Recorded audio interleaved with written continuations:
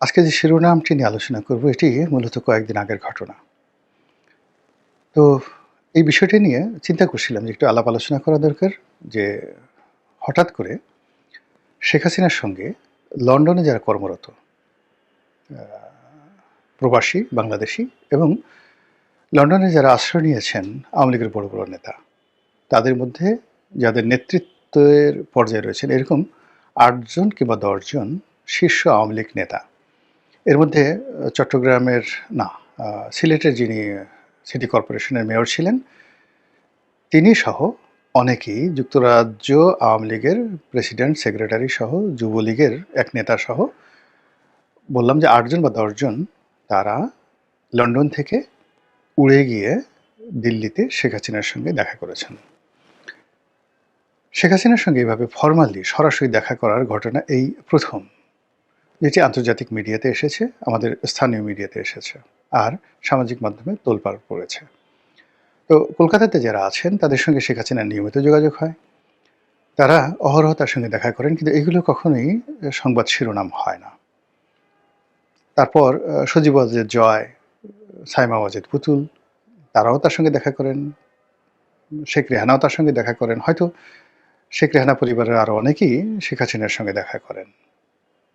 ওয়াদুল কাদের সঙ্গে হয়তো দেখা হয়েছে, জাহাঙ্গীর কবির নানক, এদের সঙ্গে তো অহরহ দেখা হয়, কিন্তু এগুলো মিডিয়াতে আসে না।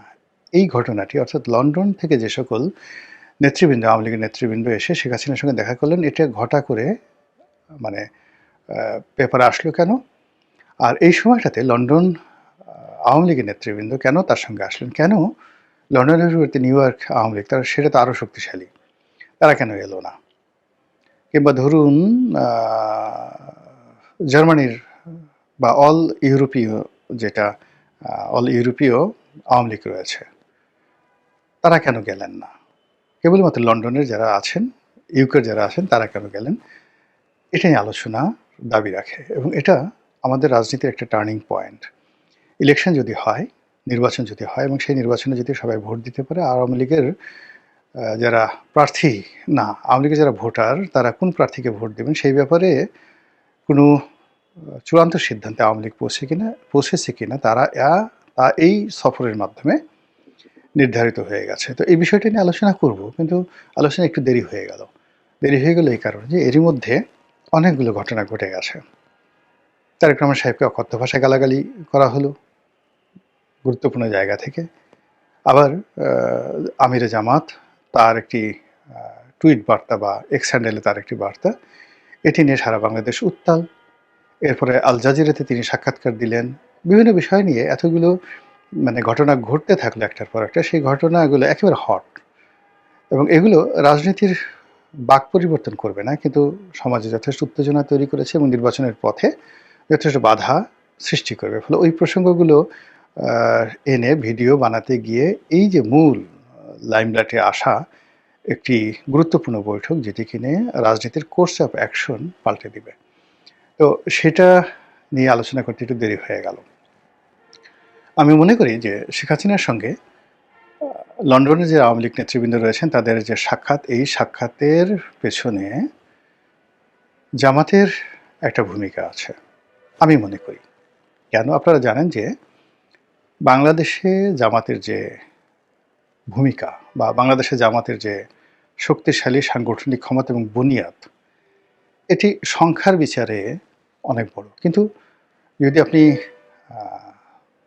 তাদের কৌশলগত পুঁজি বলেন, ফান্ডামেন্টাল স্ট্রাকচার বলেন, বেসিক স্ট্রাকচার বলেন, গবেষণা সেল বলেন এবং আশ্রয় সাহারা বলেন, ওটি লন্ডন। জামাতের যখন খুব খারাপ অবস্থায় গেছে, ঠিক সেই সময়টাতে জামাত তাদের তাবলিগি কর্মকাণ্ড, গবেষণা কর্মকাণ্ড সব কিছু তারা লন্ডন থেকে তারা পরিচালনা করেছে। আপনাদের অনেকের হয়তো মনে আছে, হাফেজ মুনির উদ্দিন ইস্ট লন্ডন মসজিদের খতিব ছিলেন এবং লন্ডনে যারা থাকেন তারা জানেন যে ইস্ট লন্ডন মসজিদ এবং এটার যে খতিব সেখানে মুসলিম কমিউনিটির মধ্যে কতটা গুরুত্বপূর্ণ। কিংবা আপনারা যারা জানেন যে মাওলানা আবুল কালাম আজাদ এরশাদের জমানা থেকে, মাওলানা আবুল কালাম আজাদ ওই যুদ্ধাপরাধীর হিসাবে যাকে অভিযুক্ত করার পর যিনি পালিয়ে গিয়েছিলেন এবং সম্প্রতির সময় তিনি এসে আবার আত্মসমর্পণ করেছেন। তো এই ভদ্রলোক মূলত জামাতের লোক, কিন্তু জামাতি বুদ্ধিজীবীর তকমা বাদ দিয়ে একজন ইসলামী স্কলার রূপে উনি এবং কামাল উদ্দিন জাফরি, এই দুজন মানুষ যেভাবে জামাতকে এগিয়ে নিয়েছিল ইন্টেলেকচুয়াল লেভেলে, পুরো এরশাদের জমানা, পুরো বিএনপির জমানাতে টেলিভিশন খুললেই আপনি দেখতে পারতেন কামাল উদ্দিন জাফরি এবং সেই মাওলানা আবুল কালাম আজাদ, এই দুজন। বাকি অন্যান্য যারা স্কলার তাদের তখনও তৈরি হয়নি। আর আমলাতন্ত্র এবং ইন্টেলেকচুয়াল লেভেলে পুরো জামাতি যে গ্রুপ, আজকের যে যা কিছু দেখেন, এদের ফাদার বলা হয় শাহ আব্দুল হান্নানকে। এবং সেই শাহ আব্দুল হান্নান যখন বাংলাদেশ ব্যাংকের ডিপটি গভর্নর ছিলেন এরশাদ জামানাতে, তখন থেকে তিনি জামাতকে অর্গানাইজ করছেন পুরো আমলাতন্ত্রের মধ্যে। বোঝার চেষ্টা করুন। তো সেই শাহ আব্দুল হান্নান এরশাদ জামানা থেকে আমলাতন্ত্রে, মিডিয়ার যে জগৎ এবং ইসলামী প্রচার এবং প্রোপাগান্ডাতে বাংলাদেশে একদিকে সেই কামাল উদ্দিন জাফরি আর অন্যদিকে মাওলানা আবুল কালাম আজাদ ইন্টেলেকচুয়াল লেভেলে। আর মাঠে ময়দানে তারা দেলোয়ার হোসেন সাঈদীকে এখন যেভাবে তারা সেই মিজানুর রহমান আজহারিকে ব্যবহার করছেন, তখন দেলোয়ার হোসেন সাঈদীকে তারা ব্যবহার করেছেন। এবং সাঈদী সাহেব সেই ডিবির অফিসে ইন্টারোগেশনে যে কথাগুলো বলেছেন, আমি এগুলো বলতে পারবো না, আই নো ইট। এনিওয়ে, তো করে তারা আগে ইসলাম, আজকে তাদের যে প্ল্যাটফর্মগুলো তৈরি হয়েছে, সেই প্ল্যাটফর্মগুলো তারা তৈরি করেছেন পথে ঘাটে মাঠে এরশাদের জমানা থেকে। আর এই পুরো জিনিসগুলো বিভিন্ন অর্গানাইজেশনের মাধ্যমে, সংগঠনের মাধ্যমে তারা পরিচালনা করতেন লন্ডন থেকে। সেখানে হাফিজ মনিরুদ্দিন, তিনি দেলোয়ার হোসেন সাঈদী সাহেবের বিআই, কামরুদ্দিন জাফরি দেলোয়ার হোসেন সাঈদী সাহেবের বিআই। পারিবারিক বন্ধন দিয়ে সব দিয়ে মানে জামাত যে অর্গানাইজটা লন্ডন থেকে করেছেন, তার প্রেক্ষিতে আজকের জামাত এই জায়গাতে এসে পৌঁছে গেছেন। এখনও যদি ভবিষ্যতে জামাতের বিপদ আসে, তাকে আবার সেই লন্ডনমুখী হতে হবে। তো সেই লন্ডনে তাদের বিভিন্ন এজেন্ট রয়েছে, গুপ্ত এজেন্ট রয়েছে। সেই গুপ্ত এজেন্টরা অবাধে তারেক রহমান সাহেবের চারিদিকে ছিলেন, এখনও আছেন। এবং এদের অনুমতি নিয়ে মির্জা ফখরুল সাহেবকে, আব্দুল আল মিন্টু সাহেবকে, এদের অনুমতি নিয়ে রুহুল কবির রিজভী সাহেবকে তারেক রহমান সাহেবের দরবারে হাজির হতে হতো, বা এখনো হচ্ছে। এবং এরা কারা বলতে পারবেন না, আপনি বলতে পারবেন না। তো এটা মানে এই যে সন্দেহটা আমি ধরাই দিলাম, সেই সন্দেহটা স্বয়ং বিএনপির শীর্ষ পর্যায়ের নেতৃত্ব ইনক্লুডিং তারেক রহমান সাহেবের মধ্যে আছে, এবং এই বিনয়টা তারা তৈরি করেছে লন্ডনে। একইভাবে জামাতের এই বুনিয়াদটি তারা গণভবনে ঢুকিয়ে দিয়েছে, শেখ রেহানার বাসায় ঢুকিয়ে দিয়েছে, এবং এখনও লন্ডনে যত রকম লোকজন রয়েছে সেখানে তারা অনেকেই জামাতের হেফাজতে আছে, আর সরাসরি জামাতের হেফাজতে আছে, আর সরাসরি একেবারে দেখবেন যে ফ্রন্ট লাইনে মানে জামাতি যারা লোকজন, মানে ফ্রন্ট লাইনে যারা এখন আওয়ামী লীগের মাস্টার মাইন্ড, আওয়ামী লীগের ত্রাণকর্তা রূপে যারা হাজির হয়েছেন, তাদের অনেকের সঙ্গে তারা অনেকের জামাতের রিক্রুট, অনেকে ফ্রিডম পার্টির ছিল, মানে ফ্রিডম পার্টি তাদের শ্বশুর ফ্রিডম পার্টির নেতা, তার বাবা, আত্মীয় স্বজন থেকে শুরু করে অনেকেই জামাত যারা বায়াস্ট, তারা নিজেরা ছাত্র শিবির করছে সারা জীবন, এবং শেখ হাসিনাকে সারা জীবন গালাগালি করেছে, জয়কে পাগল মাগল ছাগল বলে অস্থির করে ফেলেছে, শেখ রেহানার পরিবার সম্পর্কে তুচ্ছ তাচ্ছিল্য করে যেই সমস্ত লোকজন ফাটিয়ে ফেলেছে ছাত্র জীবনে, তারা এখন আওয়ামী লীগের সরাসরি শেখ হাসিনার সঙ্গে যোগাযোগ করে। শেখ হাসিনা তাদেরকে টেলিফোন করে নাকি, তারা বলে যে শেখ হাসিনা তাদেরকে সরাসরি টেলিফোন করে, আর তারাও নাকি শেখ হাসিনাকে টেলিফোন করে। এই সমস্ত লোক 100% গুপ্ত সংগঠনের সাথে জড়িত। এটা শেখ হাসিনার সব লোক জানে, বিএনপির সব লোক জানে যে তাদের মধ্যে গুপ্ত সংগঠনের লোক আছে, কিন্তু তাদেরকে ধরা যাচ্ছে না।